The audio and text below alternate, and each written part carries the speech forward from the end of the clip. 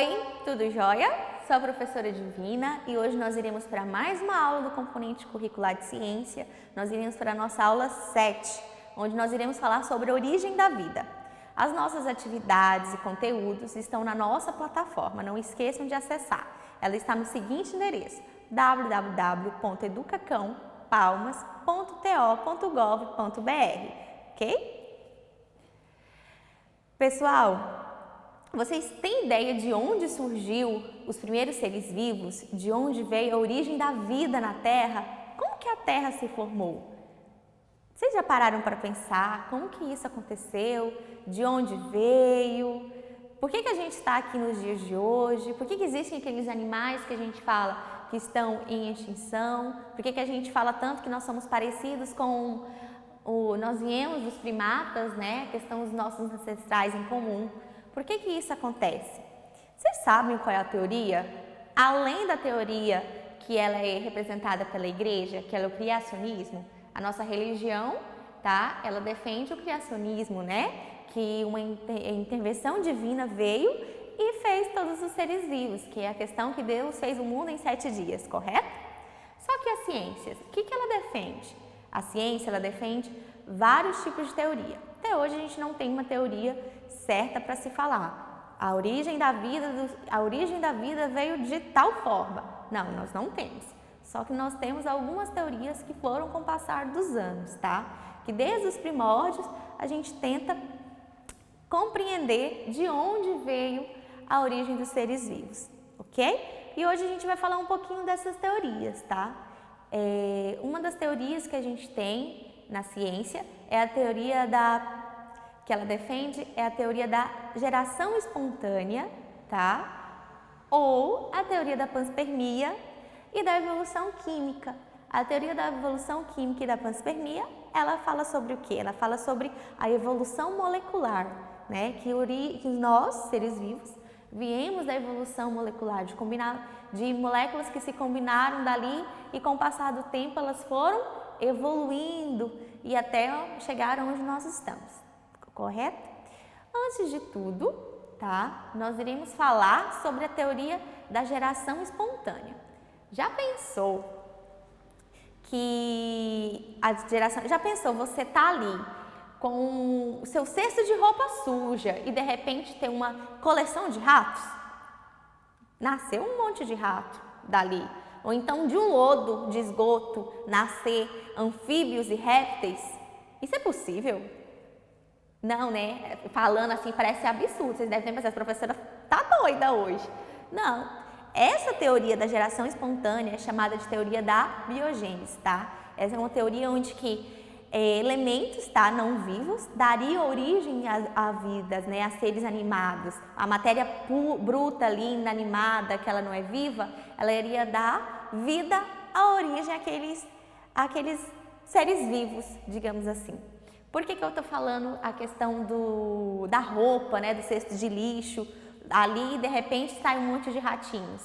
Durante muitos séculos, essa teoria ela foi aceita. Correto? É a teoria da biogênese, tá? E o que acreditava? De repente aparecia um monte de rato naquele cesto de roupa suja e eles não sabiam de onde veio dali. E aí acreditavam que aquela matéria bruta ali, aquela matéria-prima inanimada, ela deu origem àqueles seres animados ali, né? Aqueles seres vivos. E ela foi defendida durante séculos, até a metade do século XIX, que absurdamente, né, ninguém acreditava, todo mundo acreditava nisso, só que hoje em dia a gente fala isso e a gente fala como se fosse tipo algo absurdo, maluquice isso aí, né? Mas, como eu disse para vocês, ela foi defendida durante muito tempo. E aí, na metade do século XIX, algum cientista falou, isso aí tá errado. Tá errado, não é assim, não é possível que isso vai acontecer, né? Então, o que ele fez? Ele criou um experimento e aí desse experimento ele teve noção de que existe a matéria-prima bruta e ela não dá vida a nada ali. O organismo não vivo, matéria-prima, um copo, uma bacia, ela não vai dar vida a nada, tá? Então foi a partir daí que desse experimento que ele fez, foi o pioneiro dos experimentos lá, que deu certo, comprovou, que a gente teve a outra teoria, que é a teoria da biogênese. Essa teoria da biogênese fala que que o organismo só pode ser gerado a partir de outro organismo. É o que a gente é acostumado, né, aos nossos dias de hoje. Um ser só é gerado a partir da reprodução de outro ser, né? Certo? Além dessa teoria de onde veio os seres vivos, o que é a teoria da biogênese, o que é a teoria da biogênese, os cientistas também daquela época, né, Aristóteles, Platão, eles tinham uma grande curiosidade de que os primeiros seres vivos se alimentavam, né? Então eles criaram duas teorias ali. A teoria que os organismos eram seres autotróficos e a outra teoria que eram seres heterotróficos, né? Os organismos autotróficos, eles acreditavam naquela época que eles se alimentavam através do processo de quimiossíntese, tá? É que não há necessidade de luz, como acontece hoje nas nossas plantas, que é pelo processo de fotossíntese, que há necessidade de energia luminosa, certo? Então, essa é uma teoria da forma que os primeiros seres vivos se alimentavam, né? Autotrófica. A teoria heterotrófica é a seguinte, é aquele que a gente sabe, você já conhece esse termo, correto? E aí é aquele que a gente sabe que os seres vivos, eles precisam de um meio para se alimentar, né? Então, por que eles acreditavam?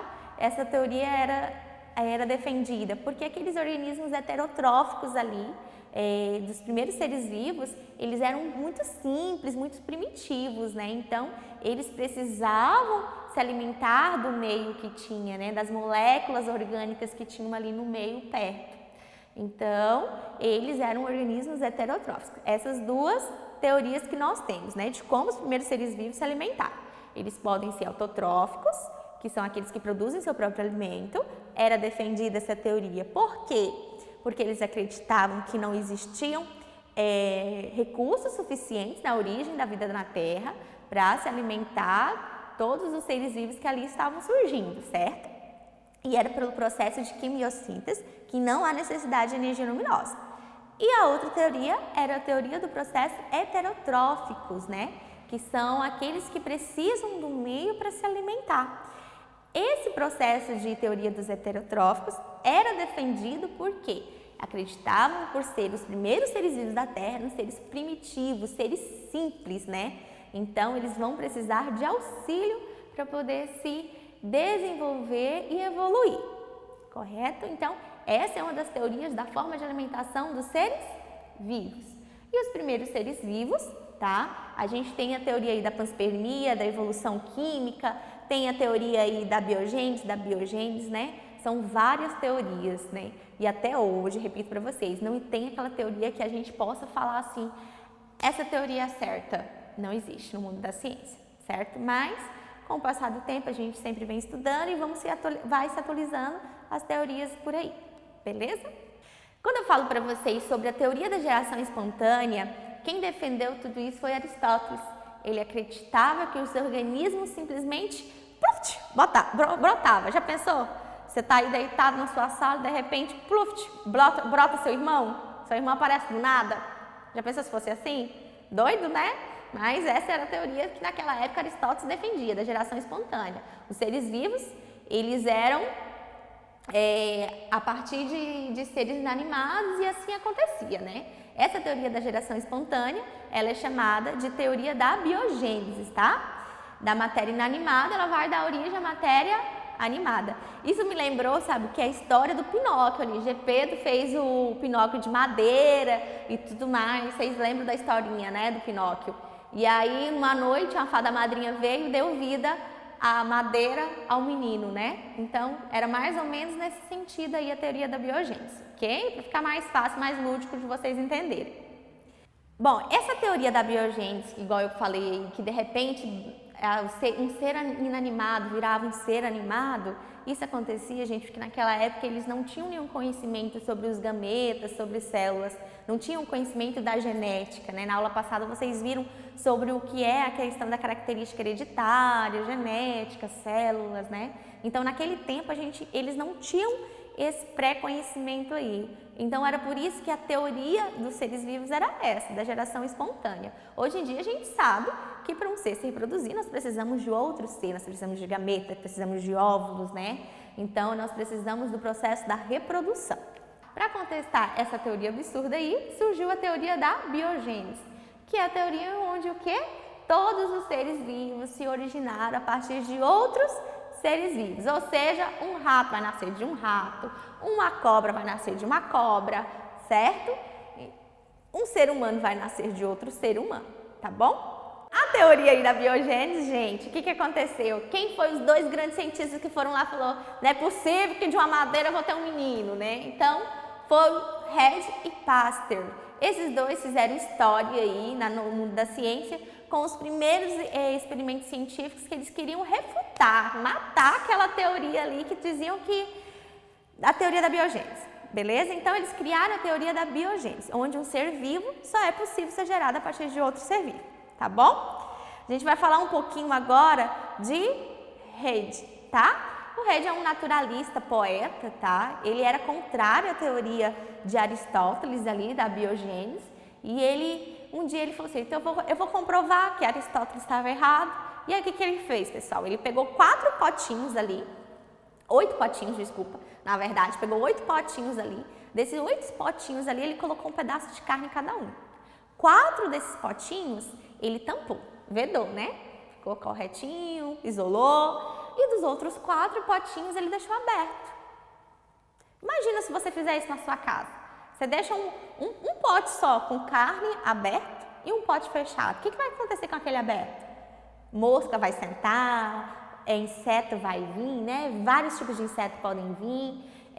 Se você deixar ali durante alguns dias, quando você voltar, a carne vai estar o quê? Apodrecida e com larvas, né? Então, foi isso que ele queria provar. Ele queria provar que a carne que ele isolou, os 4 potinhos que ele isolou, ficaram intactos. Não tinha outro ser vivo nele. E já os outros 4 potes que ele deixou aberto, apareceu larvas, tá? Então aí que ele pôde contar, estava cheio de mosca e varejeiras.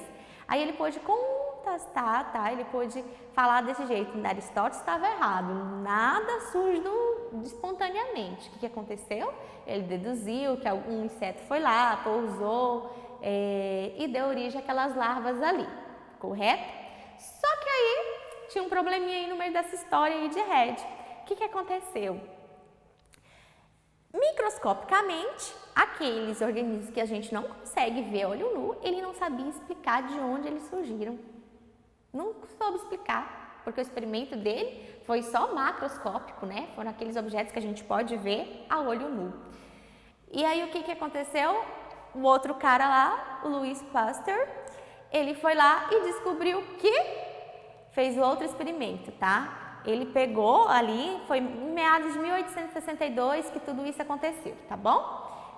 Essa polêmica toda foi resolvida graças a Louis Pasteur por ali. Louis Pasteur pegou aí seus material de laboratório, sua vidraria, aquela vidraria onde que ele tinha tipo uma curvatura, que era formada tipo um ganso, e colocou um caldo nutritivo. Esse caldo nutritivo que ele colocou ali, ele deixou por alguns dias, em alguns potes, deixou tampado, né, isolado, com a curvatura, e já no outro pote ele quebrou a curvatura, deixou aberto, certo? Com o passar do tempo, tá, aqueles que tinham curvatura, o caldo nutritivo permaneceu inalterado, nada de contaminação ali. Então, eles estavam isolados, não teve contaminação com nada, então ele ficou da mesma forma. E já o outro, tá? O outro líquido nutritivo, o caldo nutritivo que foi quebrado, aquela curvatura, o que aconteceu? Eles tinham sido contaminados por micro-organismos, certo, pessoal? Então, o que ele deduziu? Que além da teoria do Redd, né? Que ele falou que da teoria da biogênese, que ele fez o experimento lá com a carne, que viu que mosca foi lá, colocou varejeira, ele descobriu que o ar também tem contaminação. E aí foi aí que foi contaminado aquele caldo nutritivo dele que estava aberto, tá bom? Daí, gente, depois desses 2 experimentos aí, ficou comprovado que nas condições atuais a vida surge sempre de outra vida pré-existente. Pessoal, hoje na nossa aula a gente viu algumas teorias, né, sobre a origem dos seres vivos, a gente soube diferenciar aí a teoria da biogênese, conhecemos dois grandes cientistas que fizeram marco na nossa ciência, né? Marco na nossa história. E aí, a próxima aula nós vamos falar sobre alguns termos muito importantes e falar também de dois grandes caras que fizeram história na nossa vida, que é Lamarck e Darwin, né? Nós vamos discutir um pouquinho sobre fixismo, criacionismo e a gente vai falar sobre esses dois caras aí, que é o Lamarck e Darwin, tá ok? Não esqueçam de realizar a atividade, tá? A atividade de vocês está na plataforma, com base na aula de hoje, com base no conteúdo da apostila de vocês também, no seguinte endereço, www.educacãopalmas.to.gov.br. Conto com vocês.